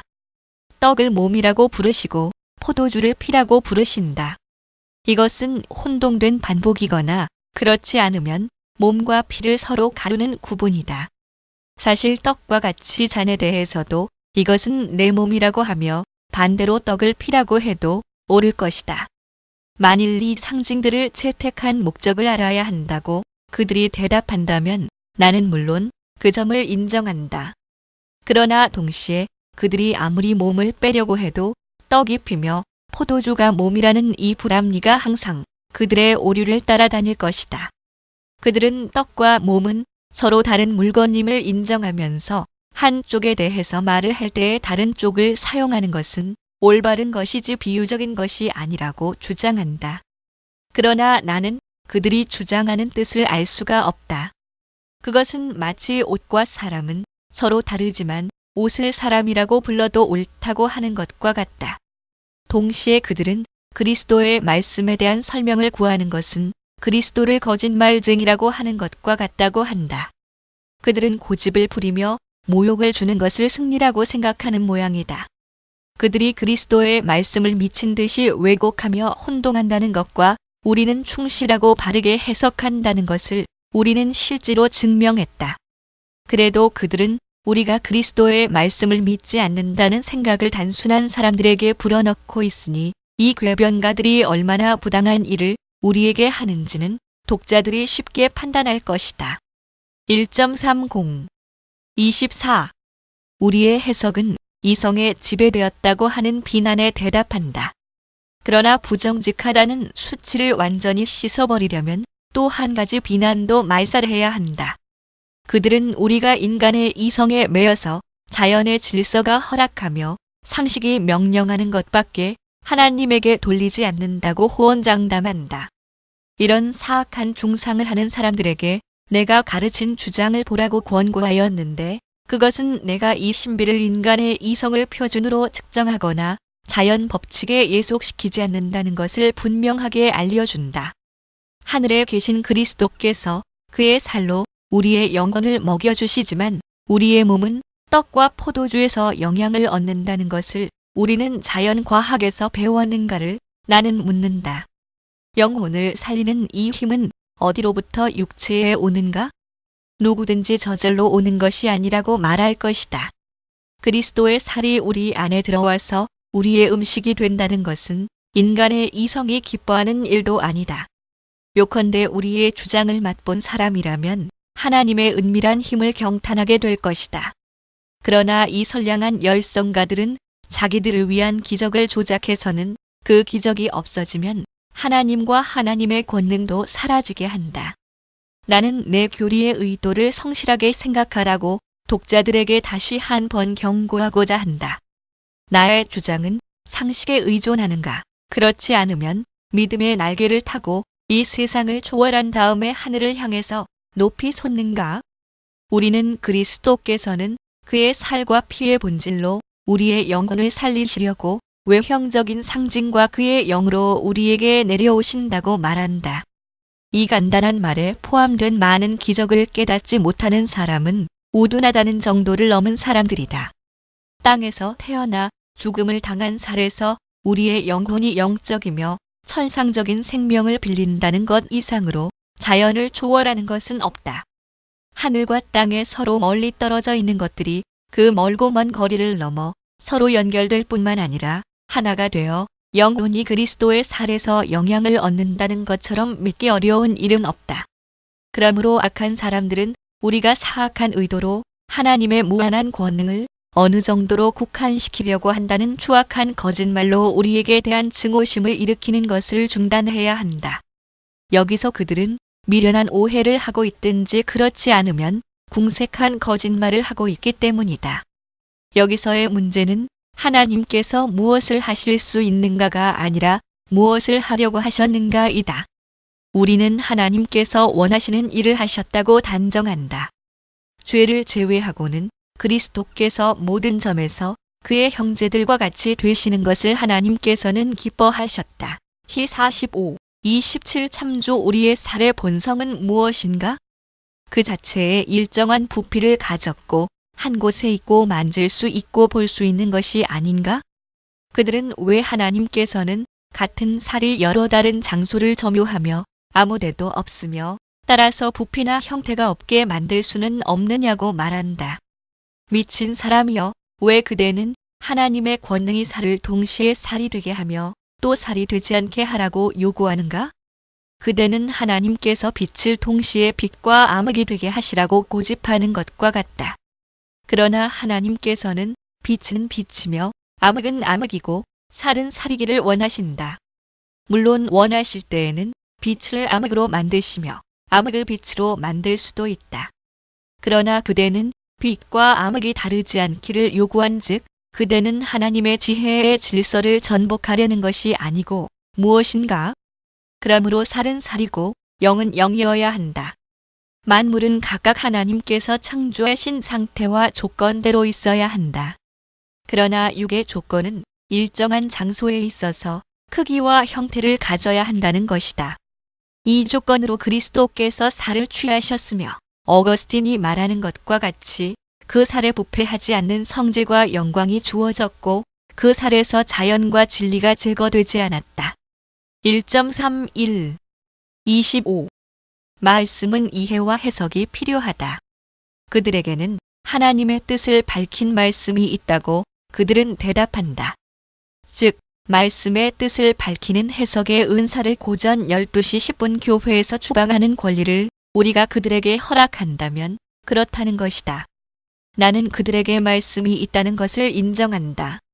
그러나 그 말은 옛날 신인 동형 동성론자들이 하나님에게 몸이 있다고 하던 때나 마르키온과 많이 교도들이 그리스도의 천상적인 또는 유령 같은 몸을 생각하던 때와 같은 말씀이다. 이런 사람들도 성경의 말씀을 인용해서 자기의 견해를 증명하려고 했다.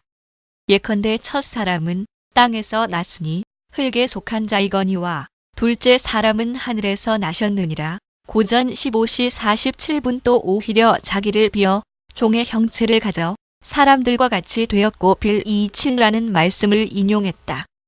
그러나 이 대식가들은 그들 자신의 두뇌가 조작한 괴물에 의해 자연 질서가 온통 뒤집어지지 않는 한 하나님의 권능은 없다고 생각한다. 그러나 사람이 상상한 것으로 하나님이 무엇을 할 수 있는가를 시험하려고 하는 태도야말로 하나님을 제한하는 것이다. 그들은 어떤 말씀을 근거로 하여 그리스도의 몸은 하늘에서는 보이지만 땅에서는 무수한 떡조각 밑에 보이지 않게 숨어 있다는 추론을 하는가? 그들은 그리스도의 몸을 성찬에서 주기 위해서 필요하기 때문에 이렇게 생각한다고 말할 것이다. 바꿔 말하면 그들은 그리스도의 말씀에서 신체적으로 먹는다는 개념을 연역하는 것을 좋다고 생각했기 때문에 자신들의 선입견에 끌려서 성경 전체가 큰 소리로 반대하는 이 궤변을 만들어낸 것이다. 그러나 우리가 하나님의 권능을 조금이라도 감수한다고 하는 비난은 새빨간 거짓말이다. 오히려 그와는 반대로 우리의 가르침은 하나님의 권능의 최고의 찬양을 드린다. 그러나 그들은 항상 우리가 하나님의 영광을 빼앗는다고 비난하며 그리스도의 입으로 약속된 일은 상식으로는 믿기 어렵다고 해서 배척한다고 말한다. 여기에 대한 대답으로서 나는 전에 말한 것을 반복한다.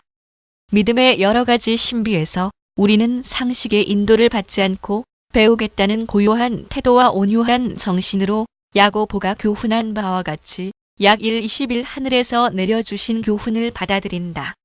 그러나 그들이 치명적인 오류를 범하는 문제에서는 우리가 유익하고 온건한 태도를 취한다는 것을 나는 부인하지 않는다. 이것이 내 몸이니라고 하신 그리스도의 말씀을 듣고 그들은 그리스도께서 전혀 생각하시지 않은 기적을 상상한다. 그러나 이 공상에서 여러 가지 추악한 불합리가 생겨날 때에 그들은 이미 경솔하게 올가미에 걸려든 것이 되기 때문에 하나님의 전능의 심연에 뛰어들어 이 방법으로 진리의 빛을 끄려고 한다. 여기서 그들의 다음과 같은 교만하고 괴팍한 태도가 생겨났다. 우리는 그리스도께서 어떻게 방 밑에 숨어 계시는가를 알고자 하지 않고 이것이 내 몸이라고 하신 말씀으로 만족한다.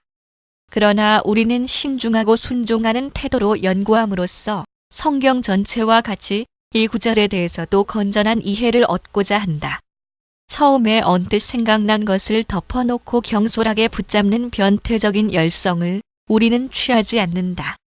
도리어 부지런하게 명상한 후에 하나님의 영이 알려주시는 뜻을 받아들인다. 이 뜻을 근거로 하여 거기에 반대되는 모든 지상의 지혜를 내려다본다. 참으로 우리는 우리의 마음을 사로잡아 이 뜻에 대해서 감히 한마디도 항의하지 못하게 하며 그 교만을 꺾어 감히 반역하지 못하게 한다. 이런 태도로 우리는 그리스도의 말씀을 설명했다. 성경에 그다지 통달하지 못한 사람들까지도 우리의 설명은 성경의 일정 불변한 용법에 비추어 볼 때 성례들의 공통적으로 적용된다는 것을 모두 안다. 우리는 거룩한 동정녀를 본받아 곤란한 문제에 대해서는 어떻게 이런 일이 있겠느냐고 녹 1:34 묻는 것을 부정하다고 생각하지 않는다. 1.32 26. 그리스도의 몸은 하늘에 계시다. 그러나 우리가 제의한 교리는 하나님의 순수한 말씀에서 연역되었으며 그 말씀의 권위를 근거로 삼았다는 것을 깨닫게 될 때의 경건한 사람들의 믿음이 더욱 효과적으로 강화될 것이기에 나는 될 수 있는 대로 간결하게 이 점도 밝히겠다. 부활하신 때부터 그리스도의 몸이 유한하며 마지막 날까지 하늘에 보관되어 머무신다는 것은 행 3:21 참조 아리스토텔레스가 아니라 성령께서 가르치신다. 나는 그들이 이 점을 증명하는 구절들을 거만하게 회피한다는 것도 안다. 그리스도께서 떠나가시겠다.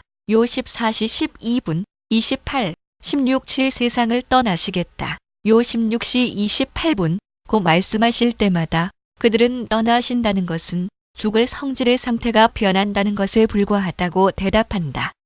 그러나 이런 논법대로 한다면 그리스도께서는 그들의 말과 같이 자기의 부재 중의 결함을 보충하기 위해서 성령을 대신 보내시지 않았을 것이다.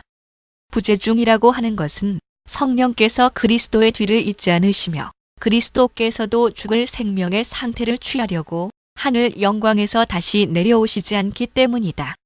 참으로 성령의 강림과 그리스도의 승천은 반대 현상이다. 따라서 그리스도께서는 그의 영을 보내시는 것과 같은 방법으로 육으로 우리와 함께 계실 수 없다.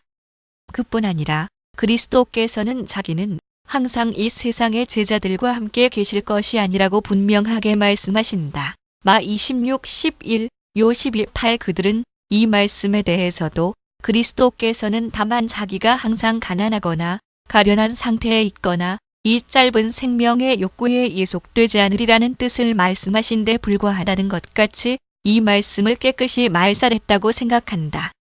그러나 이 구절의 전후 관계는 분명히 이런 해석에 반대한다.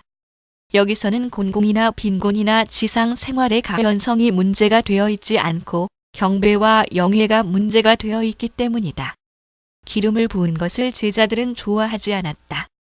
쓸데없는 낭비이며 거의 사치에 가까운 짓이라고 생각했다. 따라서 그 낭비한 돈을 가난한 사람들에게 주었더라면 좋았을 것이라고 한 것이다. 그리스도께서는 자기는 그런 영예를 받도록 항상 함께 계시지는 않을 것이라고 대답하셨다. 마 26, 8에 11 그리고 어거스틴은 조금도 애매모호한 점이 없는 말로 우리의 설명과 같은 설명을 했다. 그리스도께서 나는 항상 함께 있지 아니하리라고 하신 말씀은 신체의 임재에 대한 것이었다. 그의 위엄과 섭리와 형언할 수 없으며 볼 수 없는 은혜에 관해서는 볼지어다. 내가 세상 끝날까지 너희와 항상 함께 있으리라고 하신 말씀을 실행하셨기 때문이다. 마 28, 20 그러나 말씀이 입으신 육에 관해서는 처녀에게서 나시고 유대인들에게 잡혀 나무에 달리셨다가 십자가에서 내려 세마포에 쌓여 무덤에 놓였다가 부활로 나타나신 그 육에 관해서는 나는 항상 함께 있지 아니하리라고 하셨다. 왜? 신체적인 임재로 40일 동안 제자들과 교제를 가지셨고 그들이 함께 있을 때에 그들이 보는 앞에서 그들을 두시고 승천하셨기 때문이다. 행 1, 3, 9 그가 여기 계시지 아니하니라. 막 16, 6 그는 하늘에 올리우사 아버지의 우편에 앉아 계시기 때문이다. 막 16시 19분 그러나 그는 여기에 계신다. 그의 위엄의 임재는 떠나지 않았기 때문이다. 힐 3 그의 위엄의 임재에 관해서는 항상 우리는 그를 모시고 있으나 육의 임재에 관해서는 나는 항상 함께 있지 아니하리라는 말씀이 옳다. 교회는 육의 임재에 따라서는 그를 수일 동안 모셨을 뿐이며 지금은 믿음으로 그를 가졌으며 눈으로는 볼 수 없다.